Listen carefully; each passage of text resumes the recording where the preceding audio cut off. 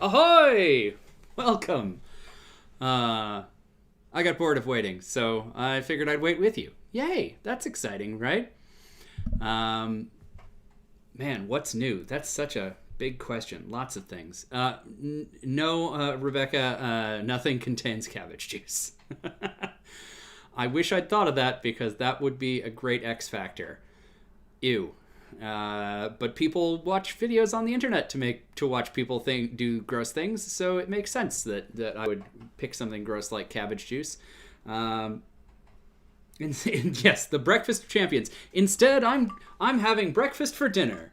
And we're gonna see what happens when I put Guinness into the mix. Who knows? Who knows? Half an hour left on your corned beef. That is perfect timing. Well done, Grayson. Man, so thematically appropriate. Good work.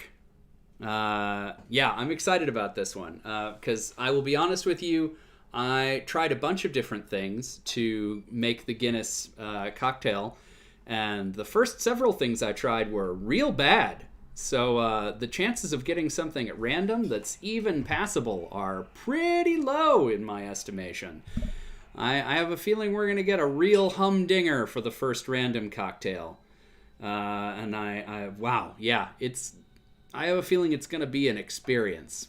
But one you will enjoy. So, what am I here for if not to endure discomfort or inconvenience at your behest? For the YouTube gods! You'll also notice that in honor of my Irish ancestors, whatever of them there may be, I will not be doing an Irish accent today. You're welcome, Ireland. Let's see.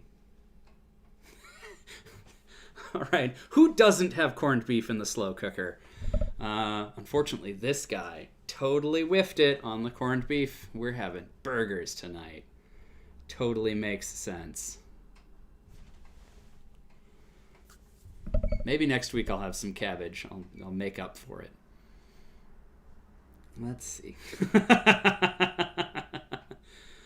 All right. Well, it's just about 6 o'clock, which means it's time for the show. Welcome, everyone. My name is Ansel, the Indecisionist, and I will be your Dungeon Barkeep today. Now, normally I do my show from various adventure locations around the multiverse, places where you can fight orcs and goblins and all manner of magical creatures. Today, I come to you from a place where the only magical creature you're likely to run into is, the mythical Highland person who runs off with your heart.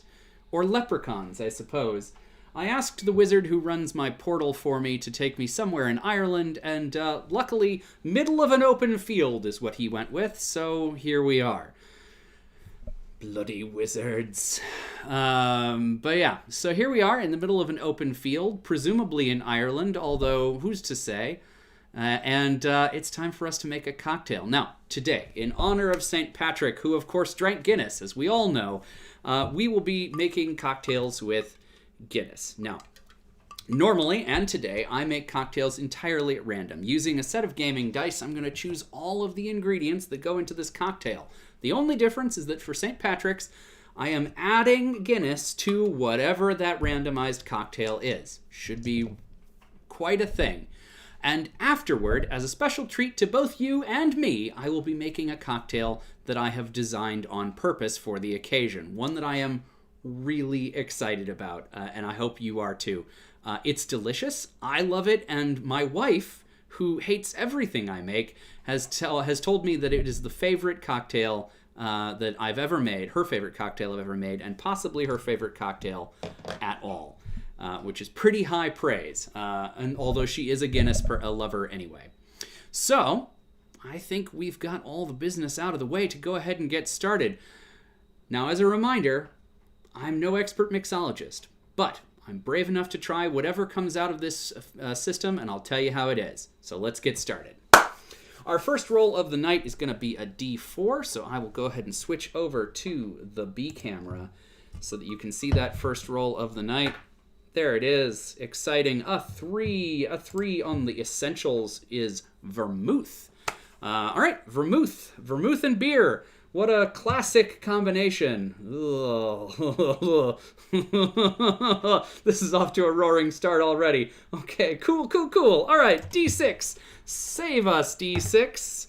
All right, that's a 1 on the D6, which is taking us to the garnish chart. Lime twist. All right, vermouth and a twist of lime. Yep. Okay. Mixers. All right. These are less essential mixers on a D8. All right. So what is that? That is a 3 on the mixers chart. 3 is ginger ale. Okay. Wow. That's 2 weeks in a row with ginger ale. Glad I got some more. I thought, oh, surely it'll be a while. Here we are. All right. Now on to the D10. This is going to choose our liquor. Yeah, our liquor, the star of the show. Let's see what's going to go with that beer. 7. All right, 7 on the liquors chart is Brandy. All right. Okay. Without the Guinness, this could be real classy. With the Guinness, who knows? Yeah, ginger ale for the ginger. Aww. I prefer ginger beer, actually, but I'll take it. Yay! Actually, ginger's delicious in any form. I will accept it. All right, so now we're going to move on to bar terms. So that's a D12 in the die tray. Ooh, cocked. What did we get? That's an 8. An 8 on the bar terms chart is free pour. Yeah! That means we're not measuring today. All right, free pour is exactly what it sounds like. We are going to guesstimate how much goes into this cocktail. Should be fun. Adding to the completely bananas. Oh, yeah, Psycho Pyro, you've got the right of it. Adding to the bananas of it all, not measuring anything. Using the old eyes balls. I'm eyeballing it. Yeah. All right, so finally, we need to pick the all-important name. The star of the show is the D20, as always. So here we are. What are we going to call it? That's a 2. And as a reminder, the names are different every week. They come out of a randomizer. Sometimes they can appear twice on the list. We've got some really cool ones this week. We've got Bondfire. We've got Godspit. Side Steed. I don't know what Side Steed even means, but I want it. Miracle Max's Medicinal Miracle. Fairy Nectar. Brave Red Bull. And today is Godspit. Godspit. That feels appropriate for what's about to happen here. That feels right. Godspit. Only the initiated can handle it. Or something. Anyway, let's give it a shot. All right, so I'm going to go ahead and switch over to the bar top cam so you can watch this come together. All right. So, once again, we start with a single lime in play. With eyes balls. Eyes balls! Yeah, well, yeah, I guess we'll see if it works surprisingly well. Maybe. Who knows? All right, so we're eyeballing this. So let's go ahead and start with a glass. I feel like I want to put the... Oh, God, beer and ginger ale. Ugh. I feel like I want to put the beer in last. So let's go ahead and start with our brandy. Get a cheer from all the Wisconsinites out there.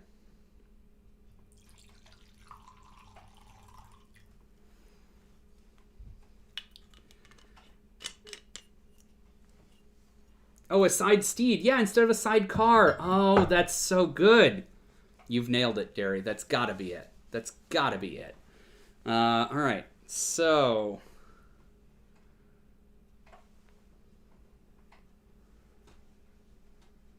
all right. Yeah. So I guess that's...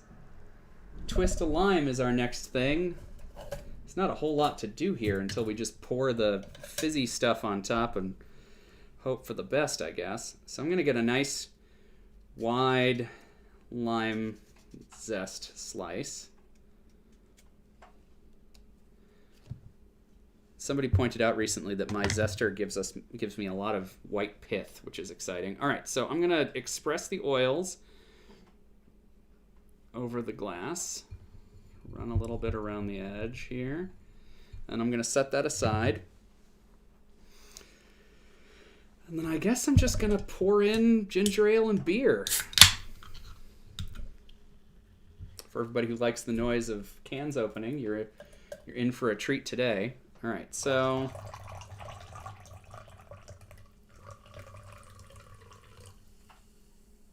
that feels like an equal measure. So call it 2 ounces of each, followed by, oh yeah. You hear that? Yeah. All right, so here we are with our Guinness. I feel like I need to fill it close to the wash line. Oh.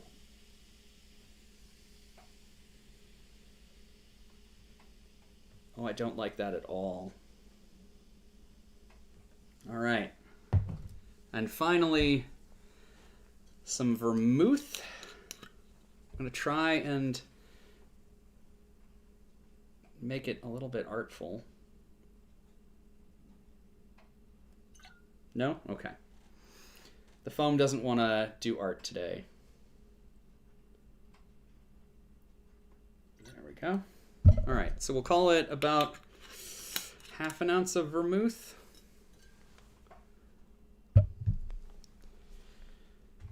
And then let's see if this will sit on the foam. All right, there we have it. Godspit. Yay. Godspit. Let's see if I turn this light down. Look, ooh, it's a little more creamy now. You can see the actual color. That's nice. All right. So, we'll switch back up here. Let's see how this goes.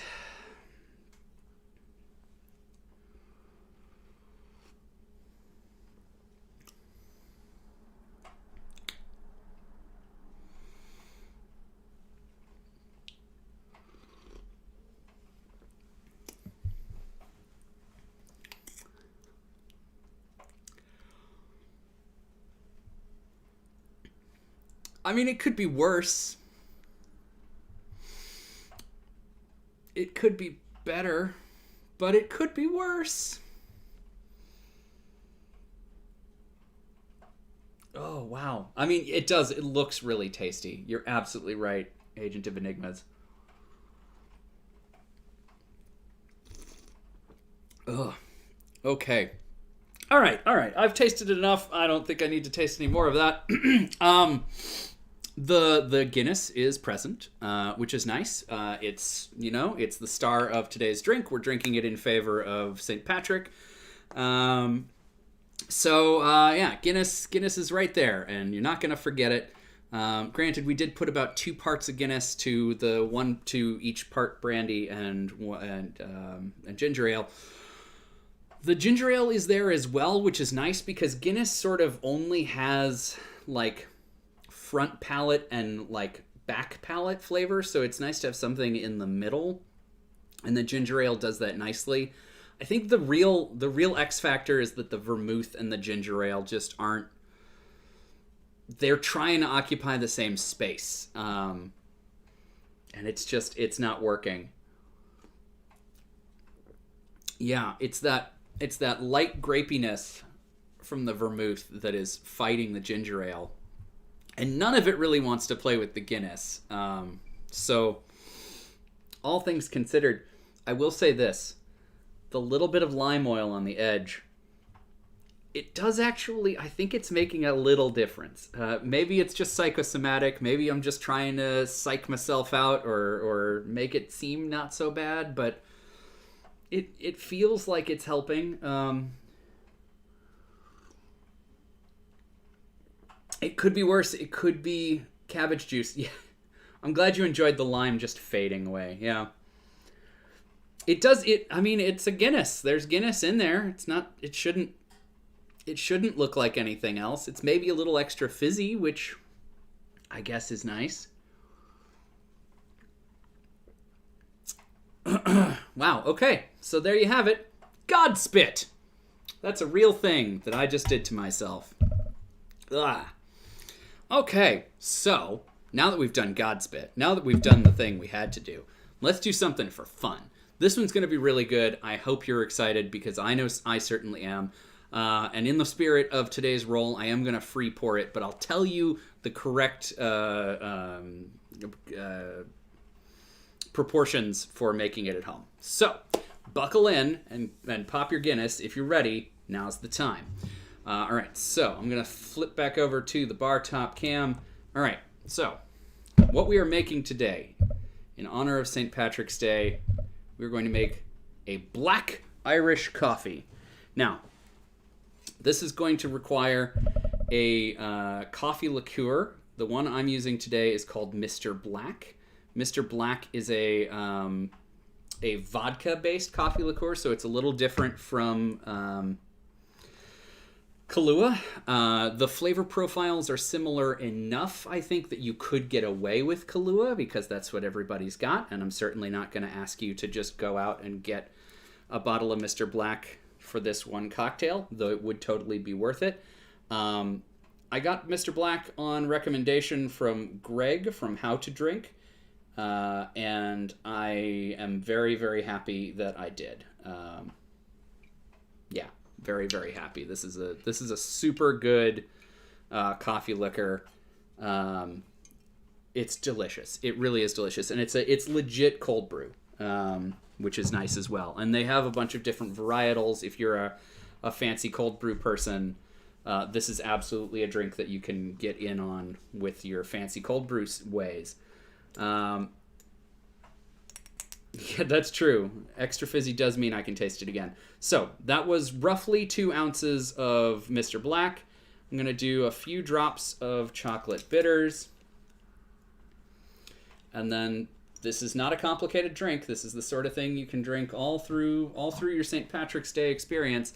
The last element is Guinness. And we're going to do about 5 ounces. In this glass, it's going to be closer to 4. But I found the real trick is about 5 ounces Guinness to 2 ounces Mr. Black to a few drops of the bitters, the chocolate bitters. And I call this a black Irish coffee. So, sláinte. Oh, it's so good. It's so good.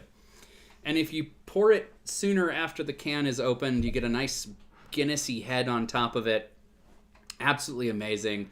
I did previously, I did the Guinness. I did the Mr. Black, then the Guinness, and then I put the bitters on top, and I tried to do a shamrock in the foam, and again, the foam wasn't playing with me, so maybe I've just foam cursed or something, but man, this is so good. As I was talking about before, Guinness just sort of has like the front and back palate flavors. There's not really a lot of anything going on like right on the main like body of your tasting apparatus, if you think about it that way. So the Mr. Black really fills in that gap super nicely, and the sweetness of Mr. Black, which again you're gonna get with Kahlua or any other chocolate liqueur or a coffee liqueur, also does a nice thing for the bitterness of the Guinness. So all things told, this is a really balanced, delicious, dark, flavorful, rich cocktail, and I hope you enjoy it at home. Drink adventurously, friends, sláinte. Now, if you're still sticking around for a couple extra seconds, let me tell you about why YouTube is important. I'm on YouTube, and if I want to keep being on YouTube and being successful at it, I need to keep building viewership. Now, it's not required. I can keep doing this for as long as I want, but, it's nice to have extra viewers, and they're nicer to me the more viewers I have. So, tell your friends, share, like, comment, subscribe, all the things YouTubers tell you what to do. When I get to 500 subscribers, I will add Malort to the rail. And if you want to subscribe or if you want to suggest a name for a future cocktail, there's a form on my website, indecisionist.com/dungeonbarkeep. And you can also go to indecisionist.com to check out all of the other projects I'm working on. Until next time, friends, for real, drink adventurously.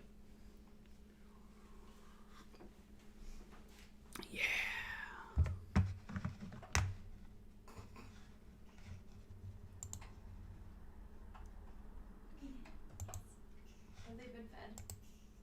Yes. So you're lying.